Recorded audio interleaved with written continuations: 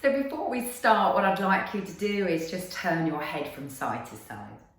And you're just noticing whether one side moves more freely than the other and how far you can see behind you. Just making a mental note of the feel and the visual cues. And then come to stillness. So you can do this sitting or lying down. If you're lying down, interlink the fingers, place them behind the back of the head, and the hands will be on the floor and the head will be in the hands. And you can do this also in this seated position, as long as your shoulders feel comfortable. If they don't, maybe just have one hand there. This is really just as a tactile cue, so that as you take your eyes to one side, the head doesn't follow. So when it's the first time you do it, use the hands behind the back of the head. But I'm going to rest my arms down. So what I'd like you to do is just look with your eyes only towards your right side. And you're just letting the breath run freely, and you're waiting for a subtle, or it might be a really obvious change within your nervous system.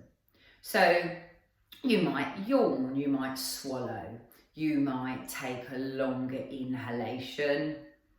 You're just noticing for a subtle or grand change. And now that I've stopped talking, I have a yawn creeping up on me. So once you've had that sign, you bring the eyes back to the centre. Now, it might be really quick, a really quick response. It might take longer than how it took for me, but I'm used to this exercise. And then you're going to, with keeping the head forward, knowing that you could be here, or if you've got a dodgy shoulder, then you just have one hand here, and you take your eyes to the left.